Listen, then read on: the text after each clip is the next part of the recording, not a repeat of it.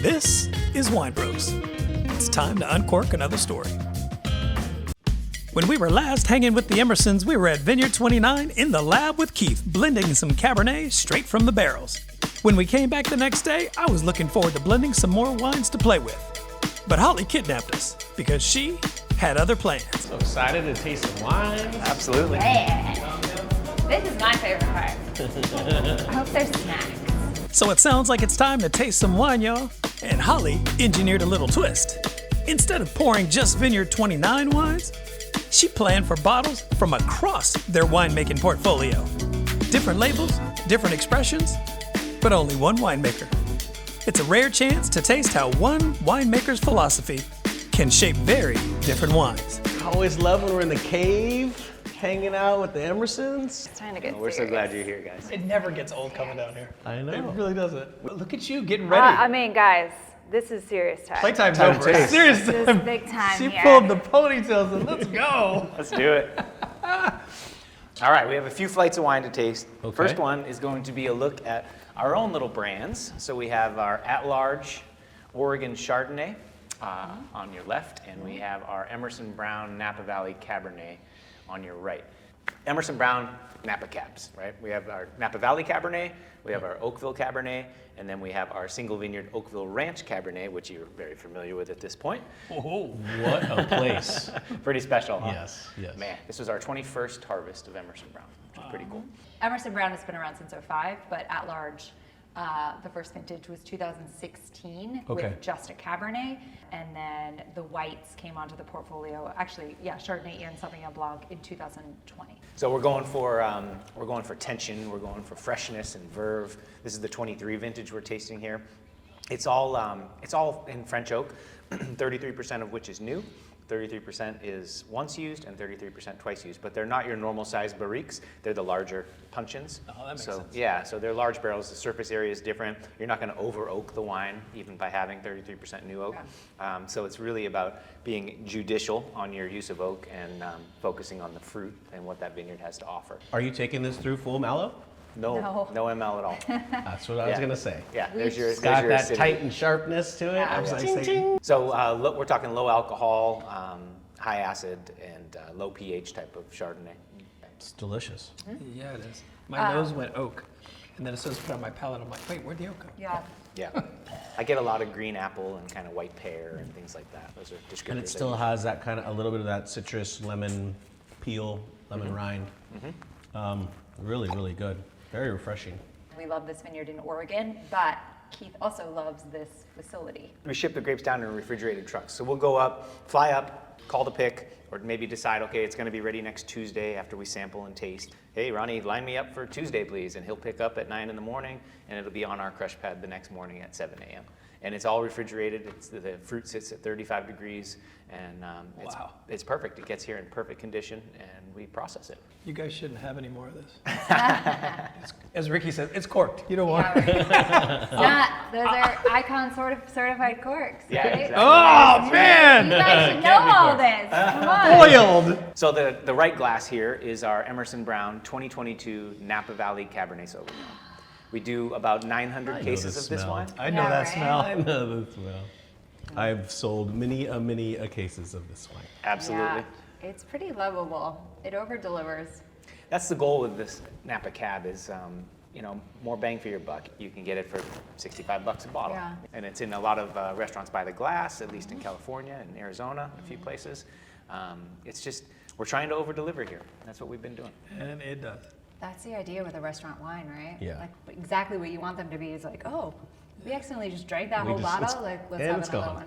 Dig in a little bit for Scott and I about how you can differentiate and separate out making wines at Vineyard 29, making wines for yourself, making wines for another client or being a consultant.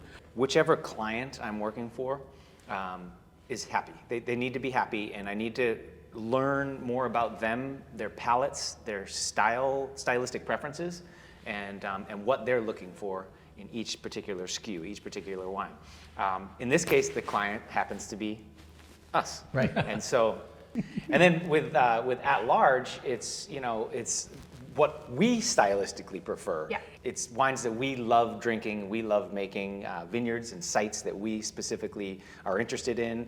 They have a tendency to have a lower alcohol, besides the Cabernet. The Cabernet is pretty balanced in a ripe cab. Lake County. But the whites and the Pinots are all low alcohol, high acid, good tension, fresh, super fresh. But then you get to some of my clients' wines, and you want to make a wine based on what they prefer and what they want. Okay. So actually, that's a good way to lead into our third wine, which is going to be one of our clients here at Vineyard 29. And this is going to be a wine that is from Oakville Ranch, which we were at earlier. So That place. yeah. So let's dump our right glass. You can leave your left if you want. And I'm going to pour you a blend of Oakville Ranch Cabernet Sauvignon and Cabernet Franc. So this is a wine called Versus. Now with Vineyard 36, this particular client that I've been making wine for here at Vineyard 29 since 2017, they're retired hockey players. And so all of their labels are the shape of a hockey rink. So that's what's in common. And then all the artwork and all the creativity and the marketing and stuff is all based on different experiences during their careers and different things. It's 50% Cabernet Franc, 50% Cabernet Sauvignon, all from Oakville Ranch. Wow. And the varieties are competing. They're the Cab versus the Cab Franc. They're actually working well together. It becomes harmonious. So. Scott's gonna like this one. Yeah. Look at the color. Wow. So Scott, what do you think about this wine? Ricky said that I was going to like it because I am a little bit of a Cab Franc fiend. But what I like is that how these two play really, really well together. Yeah. I've trained a martial art for many, many years called capoeira. And in that martial art, you are essentially cooperating and competing at the same time. In capoeira, you don't train to fight. You actually train to play. Yeah. But that play becomes very, it has tension in it. And that's what I see in this wine. Exactly Yeah, what there's this a is. lot of Wow. These two are really coming at it, but they're working together. The other thing I like about it is we saw all of those rocks out at Oakville Ranch. Yep. And all of them had that orange-brown hue, which, it means that you have oxidative properties going on in those metals in that rock. Yep. There's a lot of minerality in that thing, and you can taste it, which is really fantastic for me. I get a lot of nose and palate friendly on the Franc. I think the Cab is like the building blocks, is the structure, but the Franc to me gives you a lot of the varietal characteristics of a cooler climate Cab Franc. Yeah. So it's a little more floral, a Has lot that of aromatic secondary. lift. Yeah. But then the Cab comes through and gives it a nice, warm, cozy blanket with some tannins, which I think it's a great bottle of wine. Most people assume that winemakers only make their own wine. In reality, many winemakers have several projects all happening at once. Keith crafts the wine for Vineyard 29, but he also makes Emerson Brown and AtLarge as their own projects. And if that wasn't enough, he also makes wine for multiple clients. When you find a winemaker that does it for you, man, do some digging. See what else they make. You might be surprised. All right, let's empty our glasses. I drank all What do you mean? I drank mine. Yeah. Come on. Catch up, Scott. Oh my God, you sound like Ricky. I'll start on this side of the table. You get an extra minute there, Scott's Scott. always very slow for the uptake. All right, so on your left, we have the 2023 2-9 Estate Sauvignon Blanc. And we are actually going to finish with this wine. Oh. So this time, we're going to go from right to left. So this block of grapes is actually 75 feet above our heads, right here. That's where this vineyard is. No way. 75 feet There's above our Sauv heads. Blanc up there? Yes, sir. And it's planted in 2000. The first bottling was 2004. And this is the OG 2-9 Estate Cabernet Sauvignon. That's at the bottom of the hill, the vines just before you come through the gate. It all started basically with this last glass. I think that's the main thing to know. I mean, we're looking at a lineup now that has two of our own wines that we make here, a client that we make here in Vineyard 36. There's several other clients. All of those wines that we're talking about, how many different SKUs are bottled here in the facility? This year we bottled 48 different SKUs, 48 different wines. So 48 different SKUs are bottled here, but from 1992, because it was the first vintage of Vineyard 29 Estate Cabernet, from 92 to 2000, it was just one wine. Yep. So all of this, all of the clients, Was all of built the off of incredible this one. clients that have made wine in this facility, Heidi, Celia, Andy, Philippe, of course, like Benoit, Julian. all these incredible Russell. winemakers that have made wine here, and all the wines that have come out of here That was all built on this one wine in our glass on the right. That's quite the Mount Rushmore of people you just listed there, Holly. That's exactly what I was going to say. Oh my God. Those are big shoes to step into, and it's a great path to walk down. But how are you managing, and what is your forethought of the future of continuing to grow? I feel fortunate. I mean, honestly, when I first got here 20 plus years ago, it was like a university setting for me. It was almost like college again, because I got to learn all of these different winemakers' styles, and there were all these consultants whose assistants are now famous consultants. Yeah. You just sort of learn, and I was just there as the director of winemaking. I was just there writing work orders and taking notes and, you know, figuring it all out. So, and then eventually people started to, you know, a lot of these folks were building wineries. Their wineries. Mm-hmm. So then their winery was finished and they would leave after 3 years here. It just So these are custom crush clients. These weren't like, those weren't Right. all original winemakers of Vineyard No, 29. no. These were clients that were in the building at the same time. So it's like, it really was, Mount Rushmore is of different times. These were all of those wineries in this facility at one time sharing ideas. So if we step out of the wine world for a moment, what do you guys like to do together and apart that is not wine? Good question. Vacation. Yeah, man. She wants a Good guy. mountain and some powder, Oh my and God. I want a beach. He wants a beach. Wow, so you like the cold and you like the warm. She's a I heck love of a the warm. skier. I love the warm, but I love a ski slope. Yeah. But She's a heck of a skier, and I just love to body surf. I'm a beach kid. I grew up, you know, going to the beach in Rhode Island all the time, and then in San Diego later in my sort of teenage years. And yeah, so I'm bi-coastal beach kid. She grew up skiing, skied in college, and I just try to keep up with her when we're going down the slopes. But right now we're in like our, you know, we have teenage kids, so I'm a soccer mom Yeah. for sure. Yeah. That's the place that I want to be right now. It's the place I want to be over anything. So, Yeah, yeah. we're in the kids' sports era for Sports. sure.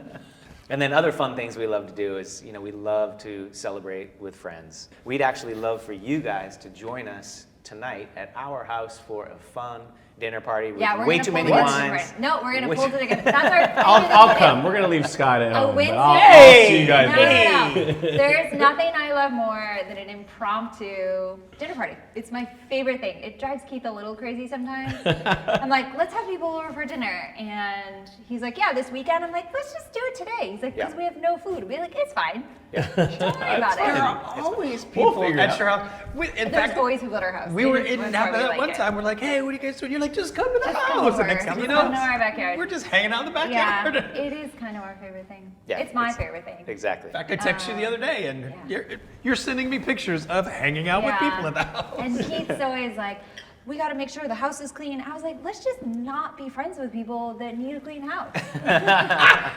That's always my thing. Well said. Well said. So- I would say what you just said, Keith. I got to make sure the house is clean and people are coming over. I'm like, the house is always clean. You're a winemaker.